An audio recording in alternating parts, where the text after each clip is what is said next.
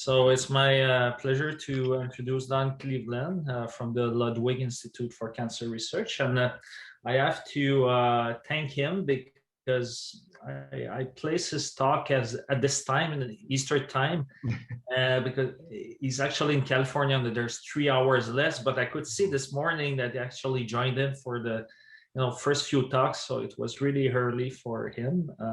So thanks for joining us. And the title of his talk is Chromotypes Drive the Evolution of Gene Amplification in Cancer. Well, thank you very much for that opportunity. And you are right, I did get up early, but I was not going to miss Serena.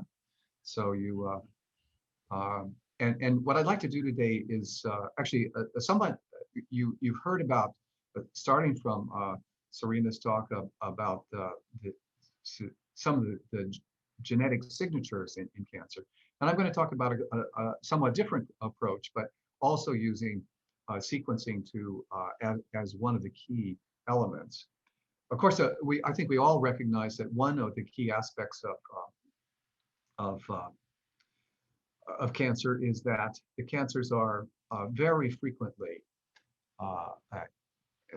have altered genomes, markedly altered genomes with altered chromosome numbers and with a bunch of rearranged chromosomes, as you see here. And so the many tumors are aneuploid, other than a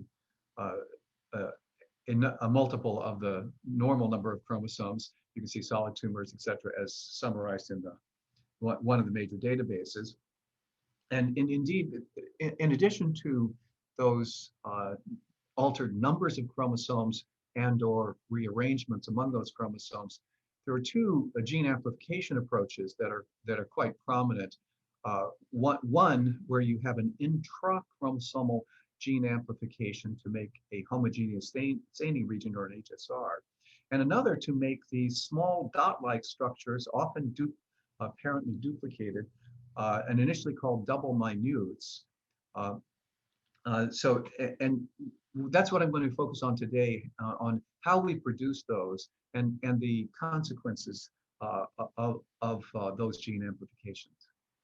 Indeed, we've learned recently, especially from the work of my colleague, Paul Michel, that if you look for these small subchromosomal pieces, these double minutes, or extracellular DNA, ecDNA, that you can see it very broadly. In fact, at least in half of glioblastomas, and actually in many other tumors as well.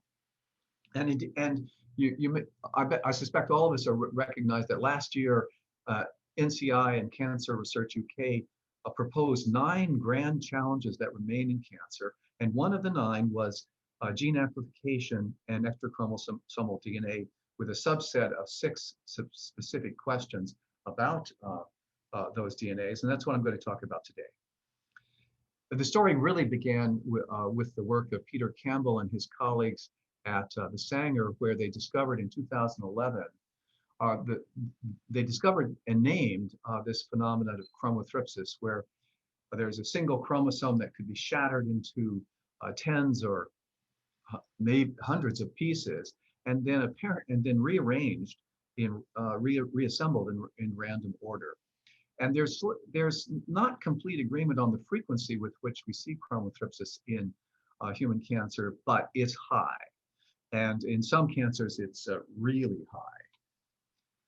So less recognized is that the phenomenon of chromosome shattering was actually not discovered in 2011. It was discovered in 1968 by Cato and Sandberg, as you can see here in this title. And they really did get many aspects of what we now recognize about this chromosome shattering. They got it right. And actually, from my reading of the literature, that discovery of the shattering of a chromosome that was encapsulated initially into a micronucleus,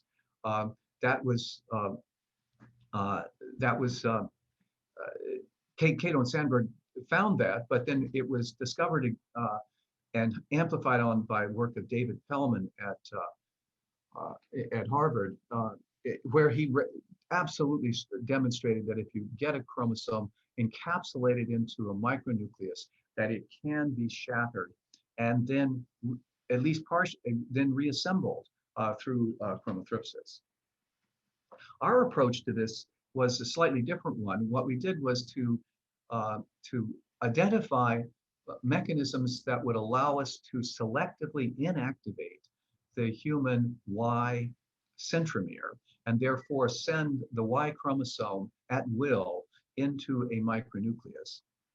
And uh, and with all apologies to the men in the audience, you know that Y chromosome in a typical somatic cell just really doesn't do a lot, and it doesn't encode very much. And so you can send it. You can send the Y. We can send the Y very efficiently into a micronucleus, as you can see here, and that during the subsequent interphase, it collects DNA damage, as earlier speakers have focused upon. And when that chromosome then spills into the mitotic cytoplasm, this is what happens in the subsequent mitosis. Using in situ hybridization to score for Y chromosomal fragments, you can see in this example at least 25 Y fragments, 2 fragments of the Y centromere that have been shattered. So we can chromothriptically shatter this chromosome quite effectively. And when we did that, we realized, well, what if we added a gene to make that one gene an essential component, or at least a positive component for its retention. So one of my postdocs, Peter Lee, inserted a neomycin resistance gene into the Y chromosome. So now we could now send that chromosome into an initial chromothriptic event and ask, what if there was a growth advantage from the retention of one segment? And that segment could either be an acentric fragment of the Y, or it could be fragmented with the actual Y centromere, and we asked what happened.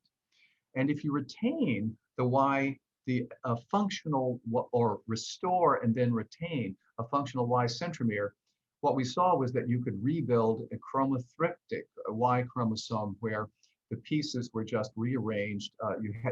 You lost some, you duplicated some, but they were religated in random order.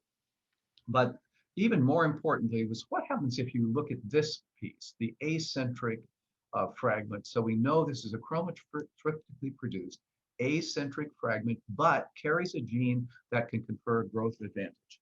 What happens when you do that? And the answer is, that you get some chromothriptic, you cannot get a chromothriptic Y chromosome reassembled because there's no functional centromere in that case. But you get the Y pieces ligated onto other chromosomes. Here you can see a typical terminal fusion. Here's another. Oh, but look at this one, where you're using in situ hybridization to look at it in pink and green in parts of the Y, and it's just rearranged in a weird order. In fact, you get the kinds of structural rearrangement that have been long known to be commonly observed in human cancers that include both intra and inter chromosomal rearrangement partners. And you get them at quite much higher frequency than spontaneous rearrangements when you're selecting for the retention of that one gene. Working with Peter Campbell, we've then identified that these chromothriptically produced Y chromosomal fragments integrated into alternative chromosomes, and here into chromosome 5, they are the products of a chromothriptic event. You can see the widespread rearrangements of the events that Campbell was able to reconstruct from full genome sequence data, including, as you can see here in the highlighted red bar, some of the pieces are increased, have been with increased copy number. And again, the example from in situ hybridization of this modeled appearance of this clone produced this kind of chromothriptic fusion chromosome of pieces of the Y integrated into chromosome 5. Okay, so additionally, we also saw, as we're selecting for the retention of the neo gene initially carried on that Y chromosome, we found examples of the formation of these EC, extracellular DNA, previously known as double minutes. And Campbell reconstructed the complete sequence here, this one just under a megabase, which was a circular double minute made up of 2 Y chromosomal pieces, non-contiguous pieces, and ligated in the backwards order. So this double minute ecDNA was produced by chromothripsis, and it provided the required growth advantage. That gave us an opportunity to look at what really happens in terms of can you generate what the known kinds of drug resistance that appear in anti-cancer therapy. And we started with an old anti-cancer drug, the methotrexate, still in use. And methotrexate inhibits dihydrofolate reductase required for nucleotide production. And therefore, if you use it as an anti-cancer agent, you are going to get amplification of the DHFR gene. And here we go. Here's a dose escalation series looking for showing sensitivity to cells to inhibition of DHFR with methotrexate. And then if you look at a surviving cell, oh, look here on the right, what you get are these double minutes. You get lots of them in this chromosome spread in a mitotic cell. You get lots of them, so you just make many more DHFR genes, and that now overcomes the methotrexate that inhibits the gene product.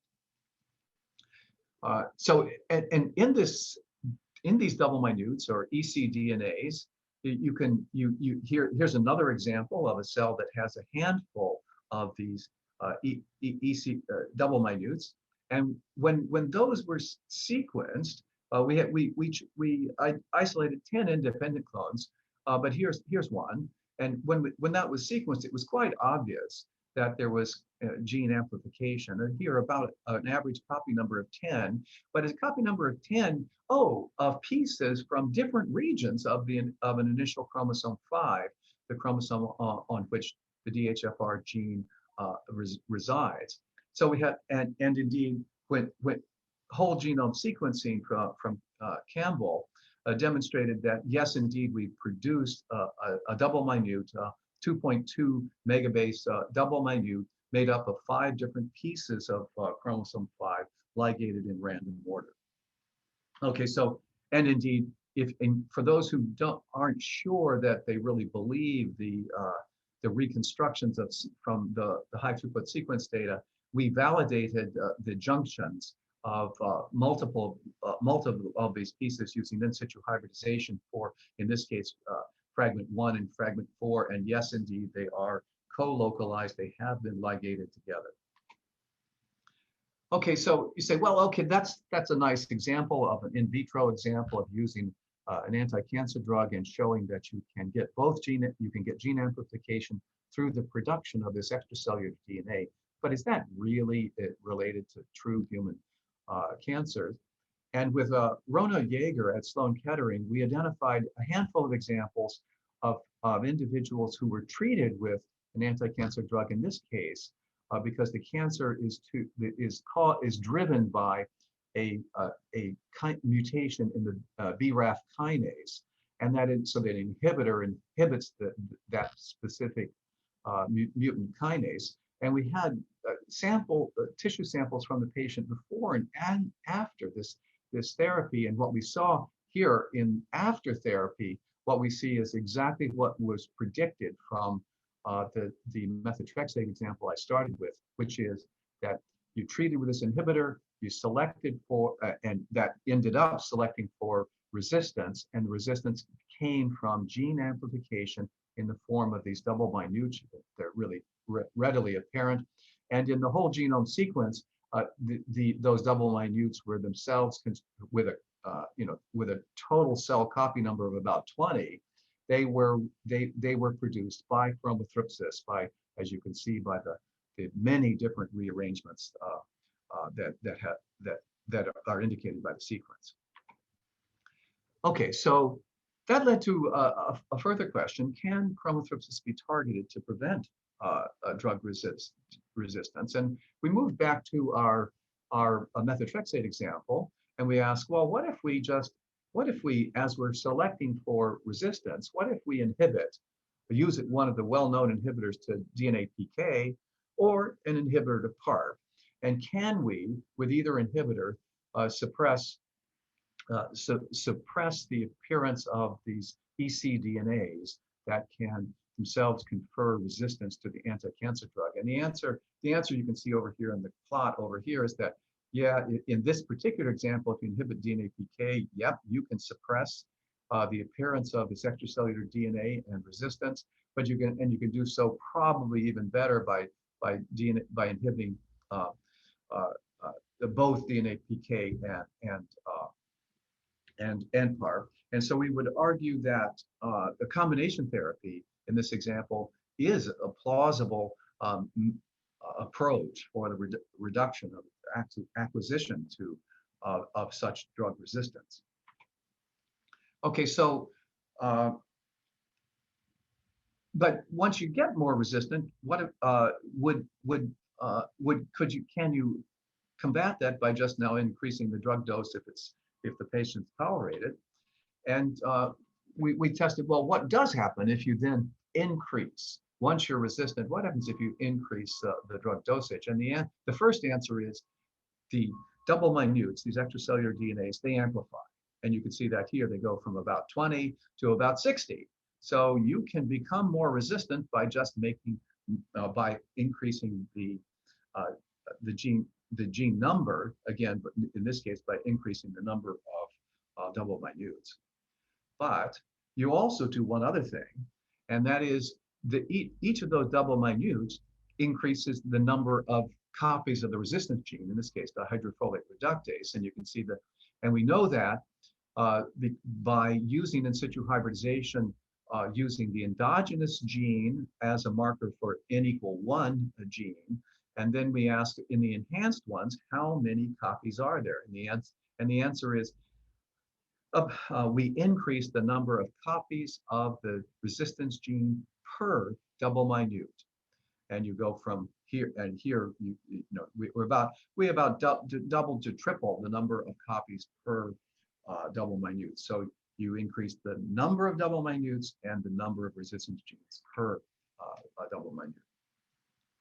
Okay, so now one other feature about these ecDNAs, and I should have pointed out, the ecDNA, you don't need any the kind of fancy system I used initially to inactivate a centromere.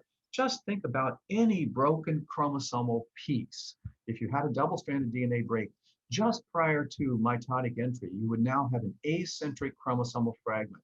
And that thing will not know how to be segregated in the next mitosis, and it will be encapsulated in the subsequent interphase into a micronucleus. And in that every ecDNA will now, or many ecDNAs will follow that pattern again and again and again. So they will go back into micronuclei and then be substrates for subsequent rounds of chromothripsis. And indeed, here's such an example where we start with a simple extracellular DNA, double minutes, a simple one. And we just waited and we asked what happened, especially by adding increased selection pressure. And the answer is the initial double minute gets massively rearranged by 1, probably 2, probably 3, probably 4, probably multiple rounds of additional chromothripsis, since the ecDNA, the double minutes, continue to be encapsulated into micronuclei and then will be shattered in the subsequent cell cycle. Okay, so what about one of the things I alluded to earlier, that when one puts such a selective pressure for retention of some gene, sometimes cells respond at low selective pressures. They respond by intrachromosomal amplification to produce a homogeneous staining region, as illustrated here. What happens if you take one of these initial gene amplifications intrachromosomally and subject it to higher selective pressure? And the answer is almost always it shatters into these extracellular double minutes, extrachromosomal double minutes. And if you count that up, you say you start with a line where it has almost exclusively these homogeneous staining regions. Over days, I mean, it's only 2 weeks, over days, it just converts into having having gene amplification almost exclusively through these extracellular DNAs. And indeed, we know mechanistically how that happens, because there's been a long demonstration that those homogeneous staining regions produce by what's been referred to as a breakage fusion bridge cycle. They make dicentric chromosomes, and what we've demonstrated here is actually, and those dicentric chromosomes lead to DNA stuck in between two nascent daughter cells, and that nascent DNA that's stuck in between is just filled with this repetitive DNA, in this case for dihydrofolate reductase, because this again is an example of methotrexate dependent resistance. And you just get, and here this is as mitosis goes forward to the earliest interphase, you have this DNA stuck in the middle. And if you take such an example, you got DNA stuck in the middle, and you take it to the EM electron microscopic level, what you see, I think to my surprise, I suspect to many people's surprise, is that you have, this really is an interphase micronucleus. You could see there's a micro, maybe it even ought to be called a nanonucleus. It's so small, but it's on this side of the mid zone. Oh, look, there's another one on the other side. So the DNA is broken far before the cell scission is completed, and with micronuclei formed on both sides. In other words, a substrate for further rounds of chromothripsis is produced by having the DNA stuck in the middle. And indeed, by whole genome sequencing, we verified that, so that we initially there's a breakage fusion bridge cycle that produced the homogeneous staining region. There it is. It's amplified to about 20 copies intrachromosomally at this common locus, and now it's on chromosome 5 where the DHFR gene normally resides. But then when you add additional selective pressure, look what happens. You just get this chromothriptic